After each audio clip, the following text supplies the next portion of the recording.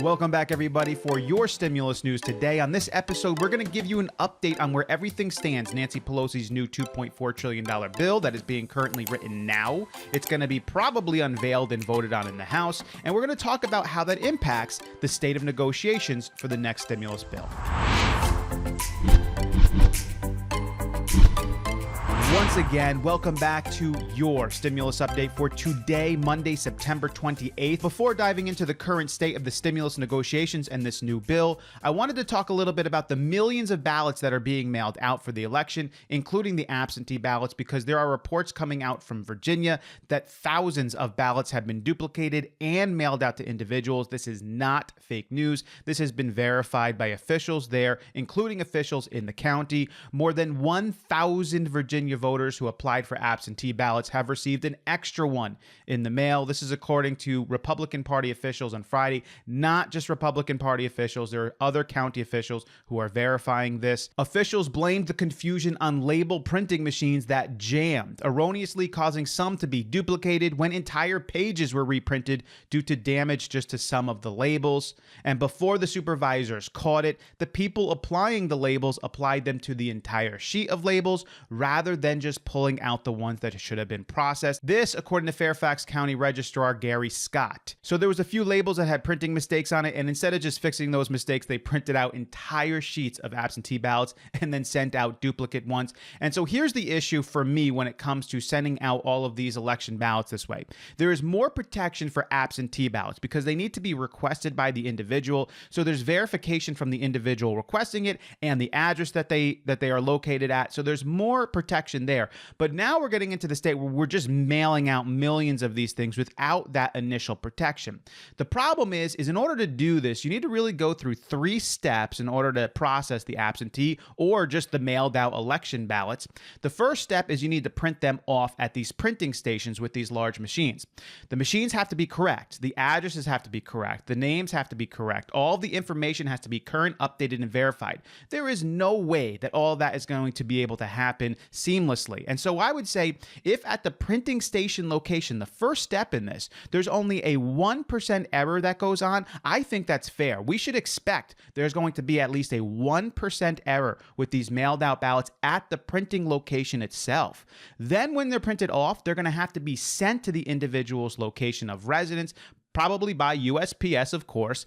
And now those are going to have to mailed out by the millions.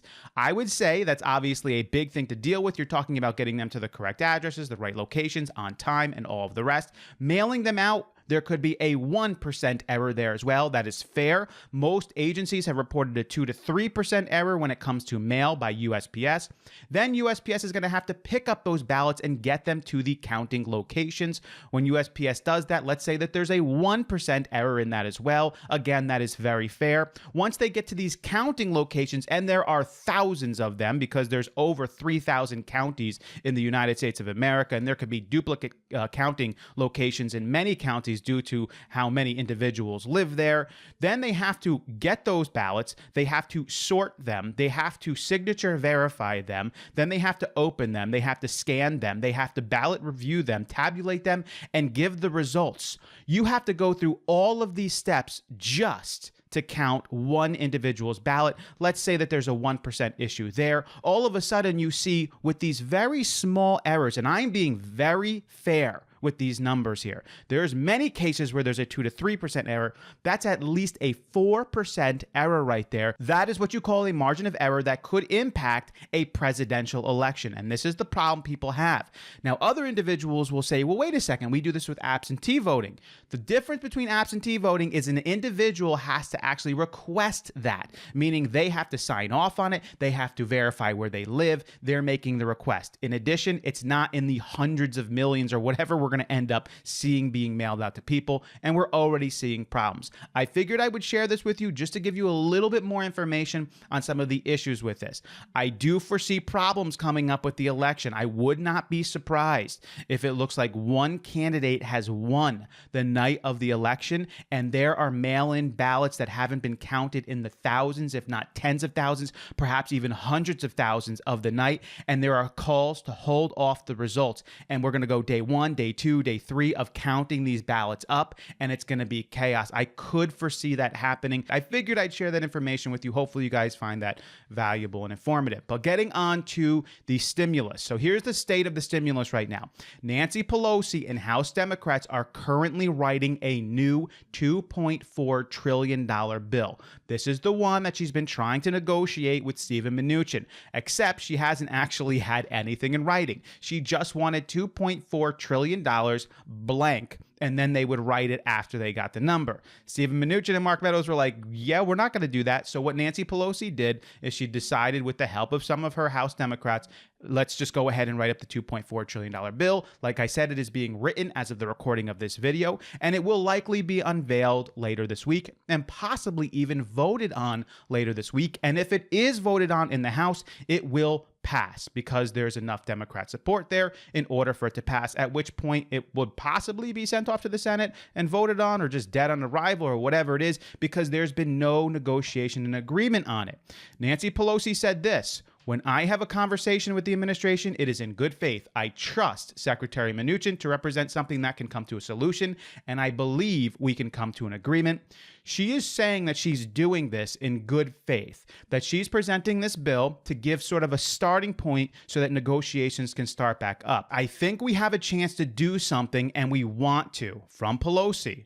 What we are going to come up with is an offer to say, now let's negotiate a time frame and a dollar amount to do the job of putting money in people's pockets, honoring our heroes, and crushing the virus. Now, if Nancy Pelosi is having this written, voted on, and passed in order to restart up negotiations in good faith, as she's saying with Steven Mnuchin, a person she trusts, then I'm fine with that. $2.4 trillion bill, let's negotiate in good faith. Let's reach an agreement somewhere. Hopefully, probably near the Problem Solvers Caucus bill, maybe a little bit higher than the 1.5, maybe 1.7, something like that, 1.8 in that area. That'd be fine. It could even include multiple stimulus checks to the American people at that number. Unlike the HEROES Act, which is a $3.4 trillion monstrosity that includes one direct stimulus check to the American people, which is an absolute mockery and a shame. But hopefully, in good faith, they will be negotiating off of this $2.4 trillion bill.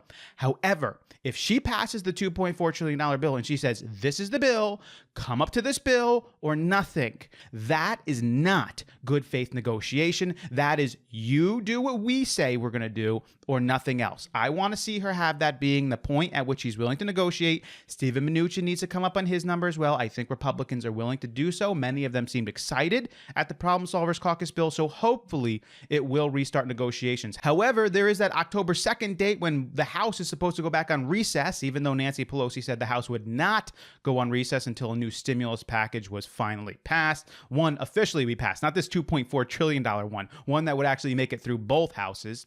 But of course, most of the House is going to go on recess, but the leaders like Nancy Pelosi and Chuck Schumer are not going to. So hopefully they will utilize this.